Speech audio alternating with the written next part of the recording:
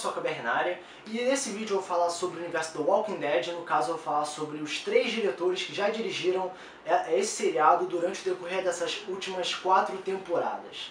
A primeira coisa que vocês devem saber é que The Walking Dead já foi dirigido por 3 diretores. O primeiro deles foi Frank Darabont, que dirigiu a primeira temporada e uma parte da segunda. Aí depois ele foi demitido. O segundo diretor foi o Glenn Mazzara, que dirigiu o resto da segunda temporada e toda a terceira temporada. O terceiro diretor é o Scott Kimball, que dirigiu a 4ª temporada e também vai dirigir a 5ª temporada. Então vamos começar. Primeiramente eu vou falar do Frank Darabont, que, como eu disse anteriormente, dirigiu a primeira temporada e um pedaço da segunda. Então o que podemos falar a respeito dele? Eu acho que ele foi o diretor mais importante desses 3, porque ele meio que iniciou isso tudo, né? Ele foi o diretor que introduziu o universo zumbi, né? No caso do Walking Dead, né? Nesse tema de zumbis e para o público em si. No caso, eu nunca vi nenhum seriado de zumbi anteriormente, então o Frank Darabont leva créditos por conseguir chamar a atenção do público e introduzir essa novidade, né, que é o universo zumbi, para a televisão, né, conseguindo vários fãs e conseguindo o que nós temos agora, né, e tudo mais. Então, assim, em questão da história, né, ele conseguiu seguir fielmente vários pedaços da história em quadrinhos. E eu gostei bastante disso, porque o seriado tem que apresentar fragmentos dos quadrinhos para ter essas semelhanças, né? Pra pessoa, para poder chamar The Walking Dead, né? Porque tem os quadrinhos do Walking Dead. Então, se é baseado, tem que ter alguns fragmentos. Então o Frank Darabont conseguiu introduzir muito bem esses elementos sem alterar o objetivo da história. Em questão do elenco, o Frank Darabont conseguiu muito bem colocar os personagens dos quadrinhos do seriado, claro, com algumas mudanças. No caso, o Rick ele deveria ter cabelo castanho, deveria ter cabelo liso, e enfim, nos quadrinhos, no seriado ele é um pouco diferente, né? O Glenn é exatamente a mesma coisa. Enfim, tivemos alguns personagens fisicamente alterados, mas nada realmente muito drástico. Claro, a única diferença realmente drástica foi o personagem principal. O Shane também tem uma pequena diferença, mas conseguiu atribuir várias características idênticas à sua contraparte dos quadrinhos. E ele também introduziu vários novos personagens, como por exemplo o T-Dog, os irmãos Dixon, aquela negra lá, que eu não me lembro o nome, que morreu no último episódio, aquele cientista do último episódio. Em questão da história, ele conseguiu seguir finalmente os quadrinhos, claro, com a adição de algumas alterações, como por exemplo os Vatos, que é aquele grupo latino, né, com os idosos e tudo mais. Isso não teve nos quadrinhos, então realmente foi algo estranho, né, mas foi interessante ver. Teve o lance da chuva, né, que o Rick e o Glenn se sujaram de sangue de zumbi para poder se camuflar entre os zumbis, né, e tudo mais. Isso foi uma semelhança aos quadrinhos. Teve aquela trama do Merle Dixon de ficar preso no telhado e o Daryl Dixon ir atrás, enfim. Isso aí foram novidades. E também teve o final. O final foi meio estranho, porque envolveu a explosão, né, de um laboratório, onde um computador com inteligência artificial ativou uma bomba, enfim, foi uma coisa meio estranha. Porque nos quadrinhos, no final da primeira temporada, deveria acontecer a morte do Shane. Só que eu achei muito adequado a decisão do Frank Darabont de manter o Shane vivo por mais uma temporada.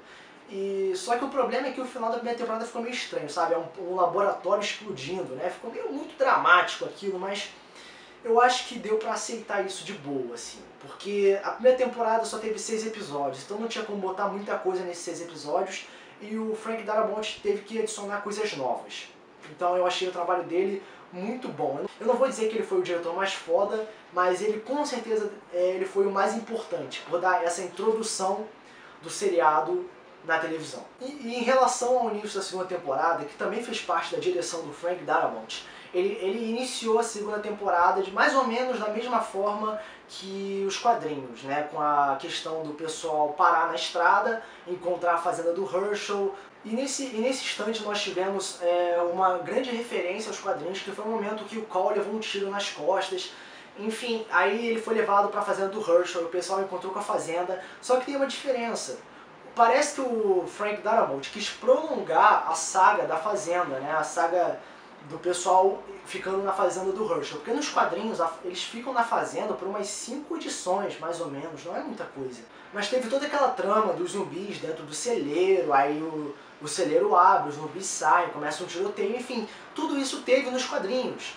E foi muito interessante ver isso na televisão, porque foi alterado levemente pela questão do Rick ter aquele papo religioso com o Herschel, o Shane ficar doidão, né, pela questão do triângulo amoroso. Então ele conseguiu prolongar a questão da localização deles na saga da Fazenda, né, como eu posso chamar isso, e a loucura, né, do Shane pelo amor que ele sentia pela Laurie, né. Então foi muita coisa interessante. Apesar deles terem ficado muito tempo na Fazenda, o que? Uns 13 episódios, 12, enfim, enrolou um pouquinho, mas eu acho que foi a melhor temporada até agora, porque envolveu não só eventos de ação, mas questões psicológicas, que eu acho que é o ponto mais importante que um seriado tem que ter. Mas aí o Frank Darabont acabou sendo demitido, né, por questões judiciais, enfim, ele saiu. E quem entrou foi o Glenn Mazzara, né? Glenn Mazzara. Me dói o coração falar sobre o Glenn Mazzara, porque provavelmente ele foi o que destruiu o universo do Walking Dead de uma forma tão, mas tão marcante. Sério, foi horrível, foi horrível. Mesmo assim, mas eu vou me aprofundar nessa questão depois. O Glenn Mazzara, ele continuou a direção do Frank Darabont na questão da segunda temporada, ele conseguiu desenvolver muito bem o final da loucura, né, o final do arco da Fazenda, com a questão do Shane ficar maluco, depois ele ser morto pelo Rick. Tudo isso deveria realmente acontecer e aconteceu. Tudo isso aconteceu no seriado de uma forma adequada. Então, meio que o Glenn Mazzara conseguiu fazer algo decente, mas também ele continuou o trabalho do Darabont, ele não começou do zero, então eu não vou dar total crédito ao Mazzara se o Darabont começou aquilo, né? Ele já tinha o molde, então o Mazzara simplesmente continuou tudo. Então nós tivemos aquele final, né, da segunda temporada, do Rick dizendo que isso não é mais uma democracia, e a câmera levantando e mostrando a prisão numa distância lá. Então foi realmente um final muito legal, principalmente pela questão do Shane, né, porque o Shane foi o vilão da segunda temporada.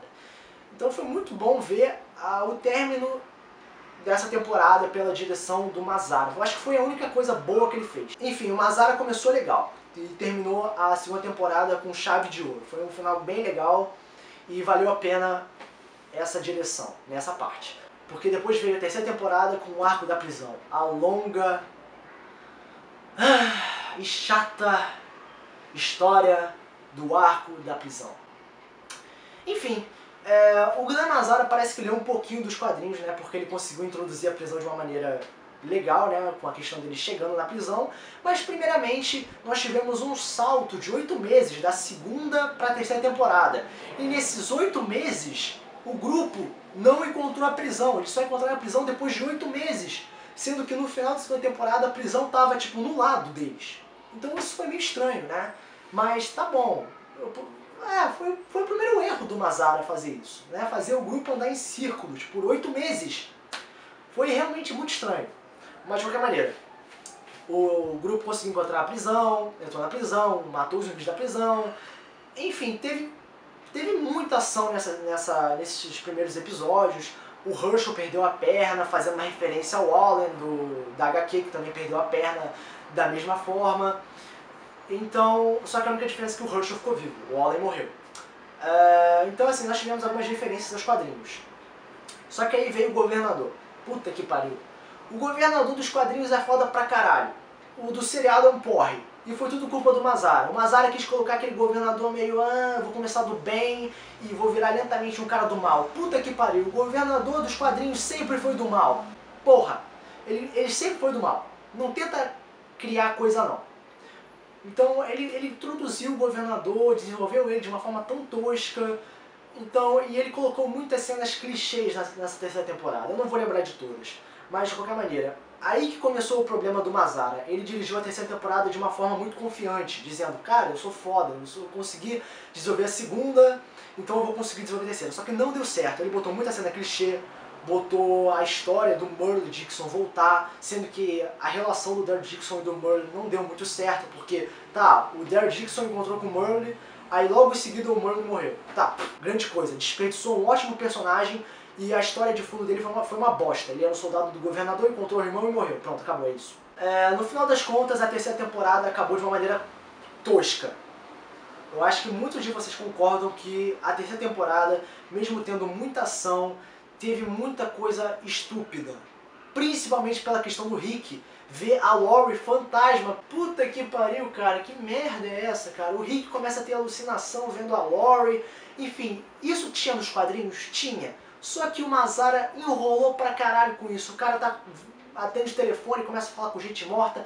Ele juntou tudo numa saga só. Isso não pode. Tinha que desenvolver isso nas temporadas seguintes. Nos quadrinhos, quando a Lori morreu, o Rick começou a ter alucinação. Mas foi indo devagar. Não, o Mazara juntou tudo numa coisa só. Aí, putz, foi uma coisa tão tosca. Mas enfim, o Merle morreu, o Rick parou de ter as visões. E nós tivemos aquele final tosco da terceira temporada.